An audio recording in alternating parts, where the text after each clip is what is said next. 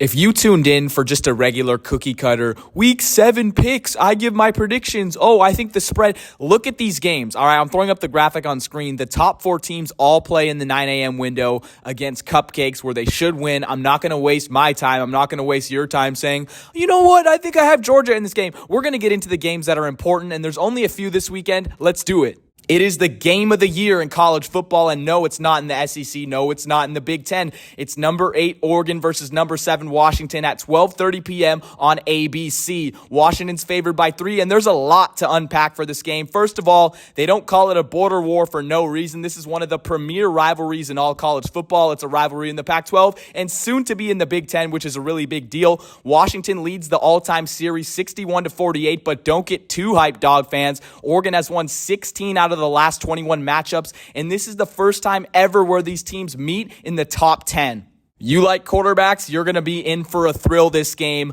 Bo Nix and Michael Penix are both dueling for the Heisman right now, and the winner has a great chance of moving on and making it happen. Is it a Heisman elimination game? No, I wouldn't go far to say that, but it would be really tough, the loser of this game having to come back and win the Heisman in New York. Probably not going to happen. Is this a college football playoff elimination game? No, it's not, because these teams could possibly meet again in the Pac-12 championship. That's why I love the Pac-12 not having divisions. They took the divisions out a couple years ago. Typically, these teams would both be in the North, so they would beat each other up and not be able to play against each other in the championship. But this game has huge implications on the college football playoff and Heisman nevertheless.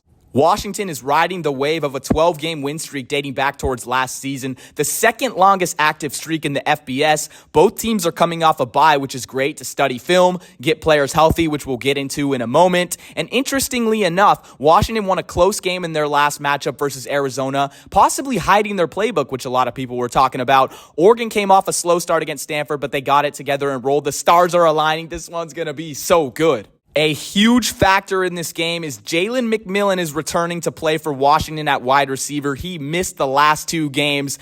That is a recipe for disaster for Oregon. You add McMillan with the Pac-12 big play leader Rome Odunze and speedster Jalen Polk and red zone tight end target Jack Westover, who has 4 touchdowns on the season. How is Oregon's pass defense going to stop that? Oregon fans might be thinking, but hey, we have the best pass defense in the Pac-12. Yes, you do, but I don't think you can hold Washington down for good, but you can slow down Washington. In the last game, Arizona did a great job of limiting the explosive plays, which is where Washington does most of their damage. Arizona threw more bodies in deep coverage and made Penix take the check down on most plays. This was the most success we've seen a team have against the Washington offense all season. Arizona had a chance to win the game until the final play, and I think Dan Lanning takes a similar route when creating a defensive scheme for this game. He's going to say, hey, Penix, you're not going to beat me over the top. You're not going to get a 50-plus yard play. You're going to have to beat me with the check down, get some blocks, and you're not going to beat me with the big one. We know Oregon's going to need to put up points to stay in this game, and how are they going to do it? As far as the Ducks offense, they have a great run-pass balance, and I think they should really lean on the 3-headed monster of Bucky Irving, Jordan James, and Noah Whittingham running the ball and establishing that physical game early. It's going to be a ruckus, hostile environment, and the best thing that Oregon can do is keep it on the ground, take the air out of the ball, don't let it get into Penix's hands, and slow the game down, chew the clock. Keep it simple for Bo Nix. Bo Nix is a great veteran quarterback. He's not going to turn the ball over, allow for some play action, keep the Huskies off the field. And if you do those things, I think it's going to be a close one in the end. This is where it gets interesting. Bo Nix has only been sacked 8 times in 2 years at Oregon, and Michael Penix has only been sacked 5 times in 2 years at Washington. So what does this mean? Both quarterbacks are used to playing in extremely clean pockets, not having much pressure on them, and they have amazing offensive lines. So what's the difference in the game? Whoever can cause havoc in the passing game, and especially in third down situations, will win. The winner of this game is in prime position to reach the college football playoffs, representing the Pac-12 conference in the final year and the first time since 2016. And guess who did it in 2016? It was the Washington Huskies. And guess who was the only other Pac-12 program to go to the college football playoff? It was the Oregon Ducks. It just shows these programs are legendary in the West Coast, and this game is so big. I built this up for so long. I edged you guys, whatever you want to call it, but as I should because it's the game of the year. And my pick, just like any other team in the country this season, you could only leash the dogs for so long. Washington wins a tight one, 45-40. They cover the 3-point spread. Go ahead and bet on that. I was going back and forth on this one, but I think Washington's going to get a little more protection on Penix in the offensive line. Their offense is going to be too much to handle for the Oregon secondary. Unfortunately, I have a work shift starting at 1 p.m., but I will definitely sneak my phone to watch this one. As I mentioned, most of the other top 10 games are not worth my time, but there are a few good games this weekend that I want to pick. Number 10, USC visiting number 21, Notre Dame, 4:30 p.m. on NBC. Notre Dame's favored by 3, and I think this game is a joke. If USC plays anything like they have the last 2 weeks, which they are a bad defensive team, they're going to get swamped by Notre Dame. Notre Dame's coming off a tough loss. They're going to come in. They're going to play mad. The Notre Dame -3 is a lock. Go bet on that right now and win yourself a car, buy your mama a house, whatever. Number 25, Miami at number 12, North Carolina, 4:30 p.m. on ABC. UNC favored by 3.5.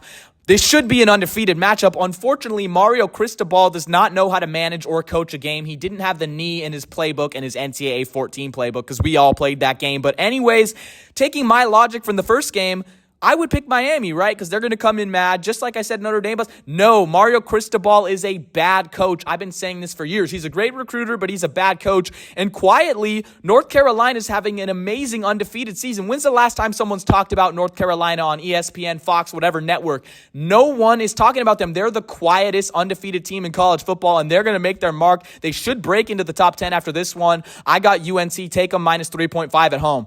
Number 18, UCLA, and number 15, Oregon State in Corvallis, 5 o'clock p.m. on Fox. Oregon State favored by 3.5. Now, if I was a Beaver fan, I would be very, very worried. This UCLA has a good defense. It's going to be another slugfest game like the one we saw against Utah.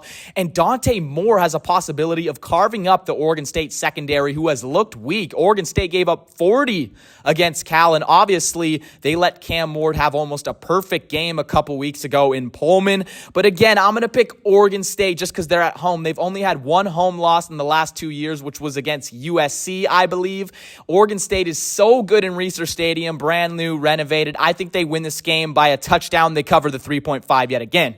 Thank me later because I saved the best for last. The true game of the year, not the one that I put in the title and thumbnail just for you to click on it. It's Wyoming versus Air Force. Wyoming's a one-loss team against Texas. They are favorites in the Mountain West, and Air Force is undefeated with a chance to go to a New Year's Six Bowl or even the college football playoffs. This one's at 4 p.m. on CBS Sports Network. I am disappointed. This one should be on Fox. This one should be on CBS. This one needs to be nationally televised. Air Force is favored by 10.5. Now, I do have Air Force in this one. That triple option offense is going to absolutely choke Wyoming. However, it's going to be a close game. It's going to be less than 10.5. Wyoming's a much better team at home, so I have less confidence in them going into the road. And obviously, Vegas had zero confidence in them. But this one's going to be a fun matchup. Mountain West football, 2 of the premier group of 5 teams. Tune in. And I would take Wyoming in the plus 10.5. Thank me later.